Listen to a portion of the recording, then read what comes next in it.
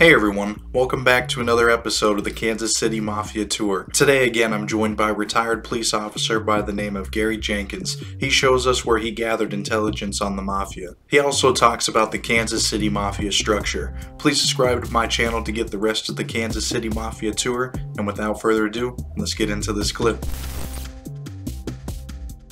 Another story is, see the community center over there? That's the Garrison Community Center. I don't know if you can see that. It looks like a school building. Probably was an old school building.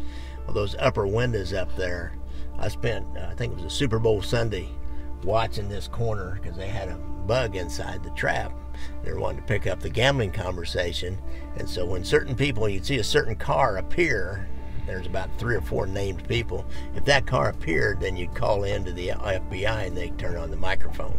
And then they wanted to know if the microphone was on, they were recording, they needed to know who was in there so they could identify the different voices that might be having conversations. So when you were, listening to the wires, and would you be just listening, like with a microphone and a headset, or what did that look like? I mean, that's what. Then? Yeah, the guys that listened. See, I was on the streets. The guys that listened were in the wire room down in FBI headquarters, and these wires were all hooked up to telephone wires, and then went to the central switch box that then went to what they call a leased line that the Bureau had, that then went right in the wire room. They had a room with 4 or 5, maybe back then, at one time they probably had like 10 different machines sitting there, and each one was on a different phone line, or maybe a different bug.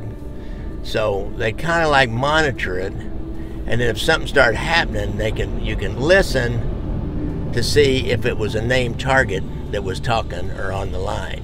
So you would do a lot of watching, and that was mainly what you did? I watched. I called them and said, this guy's here, that guy's there. That way, then you'd tell the wire room, and so they'd listen up for that. Okay.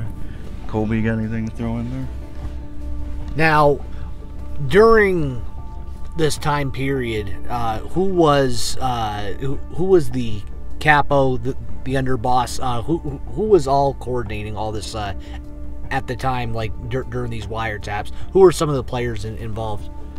Nick Samella was the boss, but he was getting old. He was kind of in and out of the penitentiary during that time, but he ran it. He ran it with an iron fist. When it was not on the streets and in the joint, then his brother Corky Sabella was on the streets, and he kind of like stepped in, but nobody really made any decisions except for Nick, and he was just up the road at Leavenworth, like 30-40 minutes away. Somebody could run up and visit him, and they had bugs in the penitentiary visiting room up there too. So did they have crews and different stuff like that, or was it just the Nick Svell was the boss? At the time they had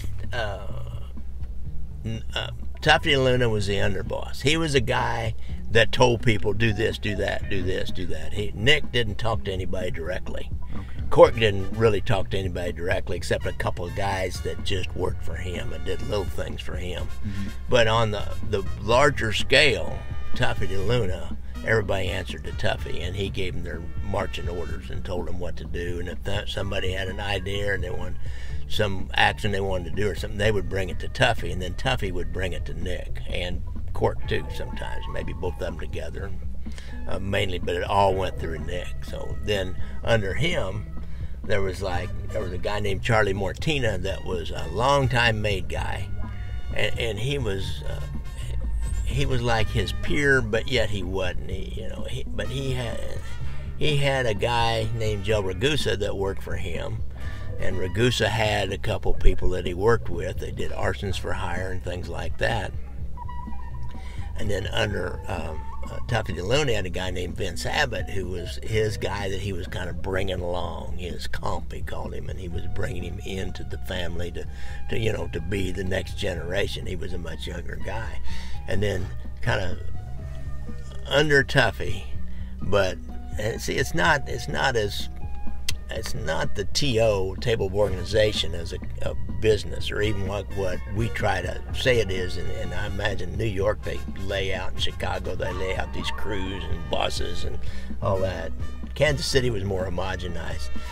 So Tuffy was the only guy that could talk to Nick. There's another guy named Willie Comisano Sr., and he had his son, Willie Comisano Jr., And Willie had all these different guys out here who were boosters and fences and burglars, and so he ran those kinds of crews. That kind of action went under him, and they kicked up to him, and then he probably kicked them. We don't know for sure, but he probably kicked up to Tuffy, who kicked it onto the Savellas, and something along those lines.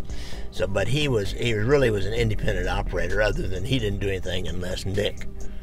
You know, if there's anything that Nick should know about going to cause heat, like a murder or anything like that, Nick had to give his approval. But as far as just the action on the street, so he had a lot of theft crews going on out there, and that was his thing. Okay, yeah, so what I understand from that is that they weren't like the other mafia families. They for their organizational figure, whatever, they had the boss, they had the underboss, but you know, like New York, they had the consigliere, then the capos, and then the soldiers. But for here, it was just boss, underboss, and some people underneath them and different crime crews. Had their crews, yeah, and then they kicked up. And like consigliere, like here, I listen to a lot of wiretaps of tapes of Bug, of Tuffy, DeLuna, and Nick talking, and Tuffy was like his consigliere. He was obviously bouncing things off of Tuffy. What do you think about this? Or what do you think about that? Well, what should we ask Chicago? We didn't call him Chicago, up north. Should the guys up north, should I call Lefty directly? What did the guys up north say? What would 22 say, who was IUPA? So he was obviously treating him as a consigliere, but he's also the underboss that would tell people what to do on the streets. Gary is very knowledgeable when it comes to the history of the Mafia in Kansas City. A lot of the Midwest areas he's really familiar with. Please comment any key takeaways that you got from this interview. Please share it with anyone that you think will enjoy this Mafia tour. Also, please subscribe to my channel if you want to continue to get the rest of the Mafia tour videos. At the end of this video, a playlist will pop up, and it's named the Kansas City Mafia Tour. Please click that to watch all the videos linked to this. Thank you again for watching.